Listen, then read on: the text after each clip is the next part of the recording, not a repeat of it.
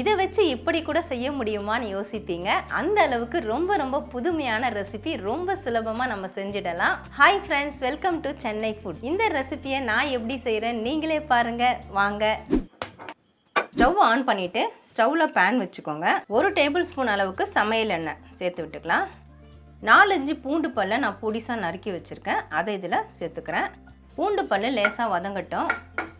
High ஃப்ளேம்லேயே வச்சுக்கோங்க, ரொம்ப நிறம் மாற வேணாம், லேசாக வதங்கினாலே போதும். பூண்டு பல்லு இப்போ நல்லா வதங்கிடுச்சுங்க. ஒரு மீடியம் சைஸ் வெங்காயத்தை நீல வாக்கில் கட் பண்ணி வச்சுருக்கேன், அதை இதில் சேர்த்துக்கிறேன். வெங்காயம் லேசாக வதங்கினா போதும், ரொம்ப வதங்கக்கூடாது, நிறம் மாறக்கூடாது. இப்போ வெங்காயம் பாருங்கள் லேசாக வதங்கியிருக்குது. ஸ்டவ்வை லோ ஃப்ளேம் பண்ணிக்கோங்க. ஒரு குட்டி கேரட்டை நான் நீல வாக்கில் பொடிசாக கட் பண்ணி வச்சுருக்கேன், இதில் சேர்த்து விட்டுக்கலாம். கேரட் ஆப்ஷனல் தான், உங்களுக்கு பிடிச்சிருந்தா சேர்த்துக்கோங்க. அதே மாதிரி ஒரு குட்டி குடைமிளகாயில் பாதி குடைமிளகாயை நீல வாக்கில் 2 கட் பண்ணி வச்சுருக்கேன், அதையும் இதில் சேர்த்துக்கிறேன். வெஜிடபிள்ஸு ரொம்ப வதங்கக்கூடாது, இதையும் லேசாக வதக்கிக்கோங்க. கேரட்டும் குடைமிளகாயும் ஓரளவுக்கு வதங்கியிருக்குங்க, ரொம்ப வதங்கக்கூடாது. வெஜிடபிள்ஸு லேசாக வதங்கினா போதும். ஸ்டவ்வை லோ ஃப்ளேம் பண்ணிக்கோங்க. 1/4 டீஸ்பூன் அளவுக்கு மிளகுத்தூள் சேர்த்து விட்டுக்கலாம். 1/2 டீஸ்பூன் அளவுக்கு சில்லி ஃப்ளக்ஸ், அதையும் சேர்த்து விட்டுக்கிறேன். நம்ம தனித்தனியாக சேர்க்கறதுனால பார்த்து சேர்த்துக்கணும். 1/4 டீஸ்பூன் அளவுக்கு சால்ட்டு, அதையும் சேர்த்துக்கலாம். சேர்த்துட்டு ஒரு பரட்டி விட்டுடுங்க. இப்போ நல்லா மிக்ஸ் ஆகிடுச்சுங்க. ஸ்டவ் ஆஃப் பண்ணிவிட்டு இதை அப்படியே ஓரமாக வச்சுடுங்க. ஸ்டவ் ஆன் பண்ணிவிட்டு ஸ்டவ்வில் ஒரு 2 டம்ளர் தண்ணி வச்சுக்கோங்க. அதாவது ஒரு 1/2 லிட்டர் கூட நீங்கள் வச்சுக்கலாம். 1/2 டீஸ்பூன் அளவுக்கு சால்ட்டு சேர்த்துக்கலாம். 1 டீஸ்பூன் அளவுக்கு சமையல் எண்ணெய் சேர்த்துக்கோங்க. நான் பெரிய மெஷரிங் கப்பில் 1 கப் அளவுக்கு பாஸ்தா எடுத்துருக்கேங்க. அதாவது இந்த ஷேப்பில் இருக்கிறதான் எடுத்திருக்கேன். நீங்கள் எந்த ஷேப் வேணுனாலும் பயன்படுத்திக்கலாம், அது உங்கள் விருப்பம் தான். இதை நான் இதில் சேர்த்து விட்டுக்கிறேன். இதோட அளவு பார்த்தீங்கன்னா 250 ml. தண்ணி கொதிக்கட்டோன்னு சேர்த்துக்கோங்க. சேர்த்துட்டு அப்படியே கலந்து விட்டுடுங்க. ஒரு 3 நிமிஷத்துலேருந்து 4 நிமிஷத்துக்குள்ளேயே பாஸ்தா வெந்துடும். பாஸ்தாவை தண்ணியில் போட்டு கிட்டத்தட்ட ஒரு 3 நிமிஷம் தாங்க ஆச்சு. ஹை ஃப்ளேமில் வச்சுட்டு நல்லா கொதிக்க விட்டுட்டுருக்கிறேன். பாருங்கள், இப்போ வெந்துருச்சான்னு பார்க்குறதுக்கு இந்த மாதிரி நீங்கள் கரண்டியில் எடுத்துகிட்டு அப்படியே அழுத்துனீங்கன்னா 2 கட் ஆகணும். இதை பாருங்கள், கட் ஆகுது. கையில் பண்ண முடியாது, அதனால் நான் ஸ்பூனில் பண்ணி காமிச்சேன்.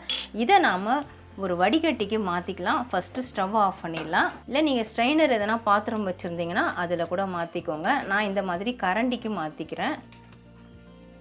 கரண்டிக்கு மாற்றினதுக்கப்புறமா நார்மல் வாட்டரை கொஞ்சம் அப்படியே மேலே ஊற்றி விடுங்க. ஸ்பூன் வச்சு கொஞ்சம் கலரி விடுங்க.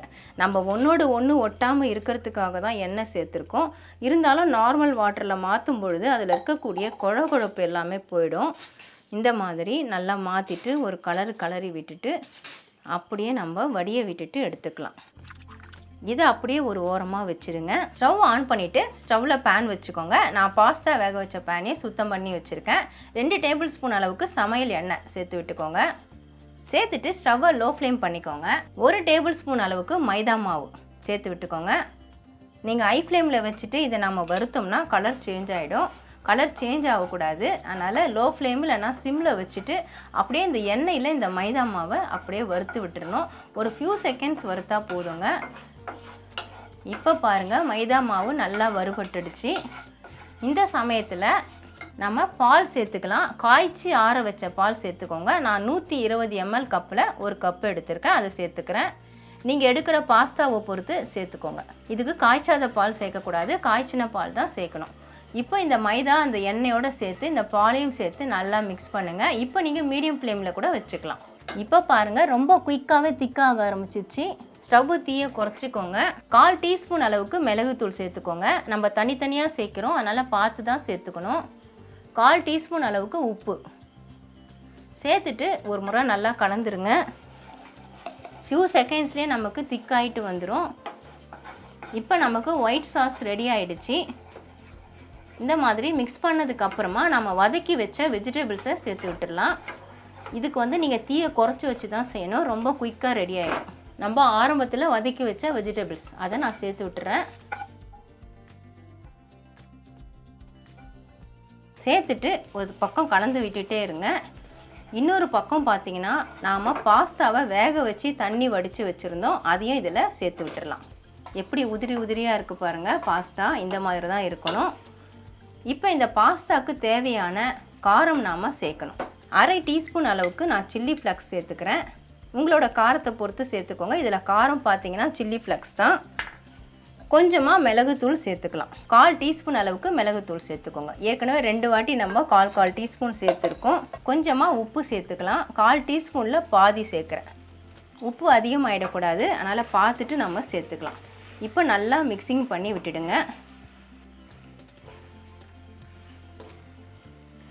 அவ்வளவுதாங்க, சூப்பராக நாம் ரெடி பண்ணிவிட்டோம். ரொம்ப சுலபமாகவும் செஞ்சிட்டோம். இதை நீங்கள் மார்னிங் பிரேக்ஃபாஸ்ட்டுக்கும் செய்யலாம், நைட் டின்னருக்கும் செய்யலாம், லஞ்ச் பாக்ஸுக்கும் கொடுத்து அனுப்பலாங்க. ரொம்ப ஃபில்லிங்காகவும் இருக்கும், டேஸ்ட்டாகவும் இருக்கும். குழந்தைங்கள்லேருந்து பெரியவங்க வரைக்கும் விரும்பி சாப்பிடுவாங்க. எனக்கு உப்பு காரம் எல்லாமே கரெக்டாக இருக்குதுங்க. நான் ஸ்டவ்வை ஆஃப் பண்ணிக்கிறேன். இதுக்கு மேலே நீங்கள் ஸ்டவ்வில் வச்சுருந்தீங்கன்னா அடிப்பிடிக்க ஆரம்பிச்சிடும். கொஞ்சமாக ஸ்ப்ரிங் ஆனியன் நான் சேர்த்து விட்டுக்கிறேன். ஸ்ப்ரிங் ஆனியன் இல்லைன்னா கொத்தமல்லி சேர்த்துக்கோங்க. அவ்வளவுதாங்க, ரொம்ப சுலபமாக அருமையாக நாம் பாஸ்தா தயார் பண்ணிட்டோம். ஒயிட் பாஸ்தா அதுவும் நிறைய பேருக்கு ரொம்ப பிடிக்கும். எவ்வளவு சூப்பராக இருக்குன்னு நீங்களே பாருங்கள். பாஸ்தா தயாராகிடுச்சுங்க. இப்போ சர்விங் பிளேட்டுக்கு மாற்றிக்கலாம். ஆக்கும்பொழுதே அப்படியே சாப்பிடணும் போல் இருக்குது. அவ்வளவுதான் ஃப்ரெண்ட்ஸ், அருமையான ஒயிட் பாஸ்தா தயாராகிடுச்சு. எனக்கு உப்பு காரம் எல்லாமே பர்ஃபெக்டாக இருக்குது. நீங்களும் இதே அளவுகளோட இதே மெத்தடில் செஞ்சு பாருங்கள். ரொம்ப சுலபமாக செஞ்சிடலாம். எல்லாருக்குமே ரொம்ப பிடிக்கும். எனக்கும் கூட ரொம்ப பிடிக்கும். இப்போ டேஸ்ட் பார்த்துடலாமா? ரொம்ப சூடாக இருக்குது, அதனால தான் நான் கொஞ்சமாக எடுக்கிறேன்.